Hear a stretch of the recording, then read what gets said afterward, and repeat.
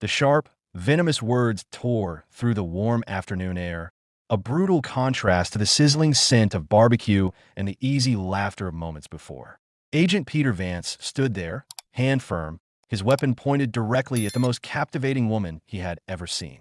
He saw her strong posture, her challenging eyes, and decided in that instant that she and everything her presence represented in his neighborhood must be destroyed. He thought she was just another defenseless face he could intimidate. He had no idea he was aiming his gun not at a civilian, but at a skilled operative, and he had just become her prey.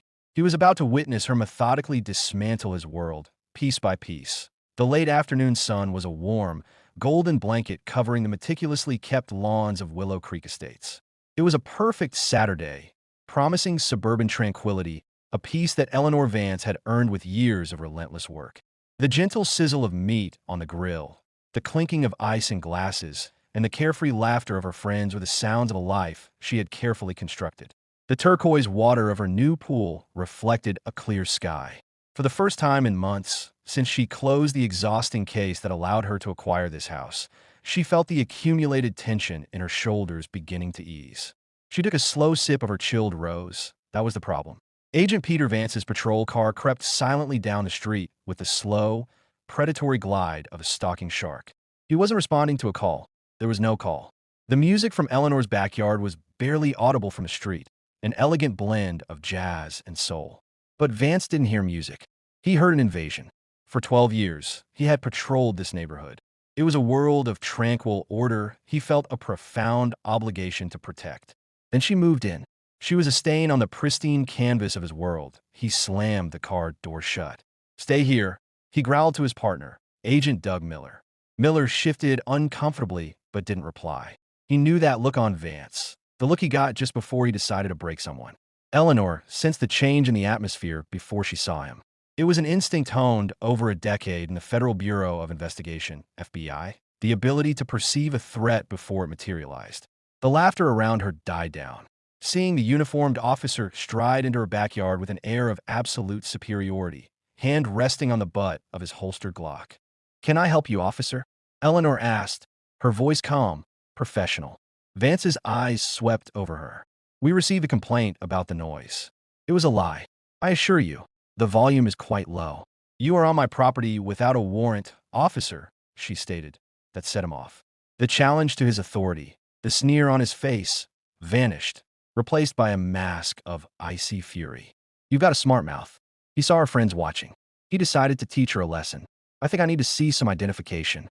"You have no probable cause to request my ID," she said. Her voice was dangerously low. "I have all the cause I need," he snarled, and his hand moved. The Glock was in his hand, aimed at the center of her torso. The click of the safety being disengaged was an unnatural thunder in the sudden silence. Then he yelled, "Hands above your knees. Get on the ground." In that fraction of a second, Eleanor's training took over. She analyzed his posture, his grip. He was a bully with a badge. She could disarm him, but winning the fight now would mean losing the war. With a slow, deliberate movement that cost her every ounce of self-control, she raised her hands, but she did not kneel. She simply stood there, holding his hateful gaze with an unnerving calm. Vance mistook her stillness for submission. He holstered his weapon and walked away, leaving behind a declaration of war. The call came 3 days later from Lieutenant David Ross of Internal Affairs. His tone was slick, designed to dismiss. "Ma'am, I've spoken with Agent Vance and his partner. Their account tells a slightly different story. They were responding to a call, and according to them, you became verbally aggressive. Agent Vance states he only unholstered his weapon when one of your male guests made a sudden, threatening movement. Everything you've said is false." "I have 5 witnesses," Eleanor said. "Yes, your friends," Ross said, the tone heavy with disdain. "It's your word against 2 decorated officers. The investigation is concluded." Agent Vance's actions were within department guidelines. The call ended. Eleanor stood in her kitchen. The wall was a fortress of lies and tribal loyalty. They thought it was over. She looked out the window. The investigation wasn't over. It had just begun, and she would be the one to run it. She accessed a secure database. The name was Peter Vance. It was time to stop being the complainant and start being the investigator. Special Agent Vance had taken her place. She began her systemic annihilation. Using encrypted channels, she unspooled Vance's life. Official records showed 7 prior excessive force complaints, all dismissed. Financial records showed massive credit card debt and a mortgage he couldn't afford. She followed him, documenting him drinking heavily at a bar before driving home. His partner, Miller, was his loyal, financially complicit accomplice. She created a digital weapon. Using her FBI training, she infiltrated Vance's home network, introducing subtle chaos. The TV randomly turned off, the thermostat dropped 10 degrees, Wi-Fi only failed on his phone. The masterstroke came on Friday.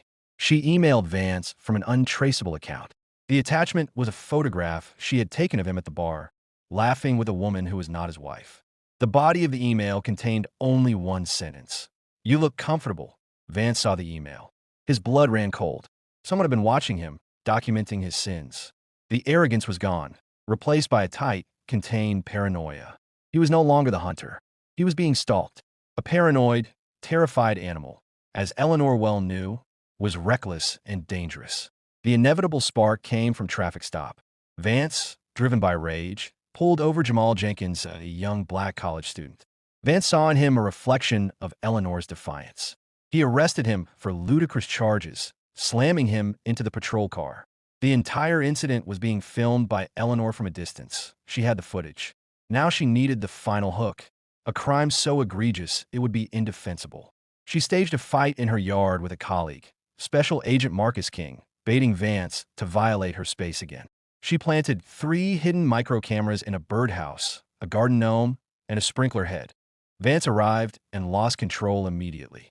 He pushed King, then he physically assaulted Eleanor. "This is your fault. You and your kind, coming into this neighborhood," he screamed. It was all captured from 3 perfect angles. He retreated, pale with panic. She had it all. The uninvited arrival, the racist diatribe, the assault. She compiled the evidence. The hidden camera footage, the video of Jamal Jenkins's false arrest, the dossier of 7 prior complaints, and the contemptuous internal affairs report. The digital bomb was complete. She uploaded it to an encrypted server and strategically emailed it to a ruthless investigative reporter, the state ACLU, and the State Police Professional Standards Bureau. 12 hours later, the storm broke. The news ran an explosive report. The state police opened a formal investigation. The district attorney's office announced a criminal investigation. The edifice of lies crumbled. Doug Miller cut a deal for immunity, agreeing to testify against Vance. The police department immediately dismissed both agents. The final, most humiliating blow came on a gray morning. Detectives arrived at Vance's door. "Peter Vance, you're under arrest for aggravated assault, battery, filing a false police report, and abuse of authority." The king of the castle was being escorted away in handcuffs. His wife had already left him.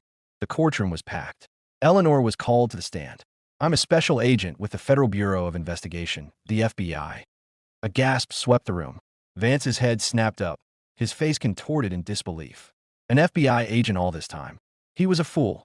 The large screens displayed the irrefutable footage of his assault. When the lights came up, there was no doubt. "Agent Vance," the prosecutor asked, "what is it you have been seeking?" Eleanor finally looked at Peter Vance, then to the jury. Her voice was soft, devastating. "Accountability." The jury found him guilty on all counts. The judge, stern and unforgiving, sentenced him. "You used your badge as a tool of intimidation, bigotry, and violence. I sentence you to 10 years in state prison." Vance crumpled, his knees buckling. As the bailiffs led him away, he looked at Eleanor. He expected to see triumph, but her expression was tranquil, the detached look of an agent closing a file on a mission concluded successfully. He was simply a problem solved. That night, Eleanor sat by her pool. The chaos had ended. The fight was over. She had proved that one person, armed with the truth, could dismantle a corrupt system. She had sought to restore balance, and it had been restored. Justice had been served.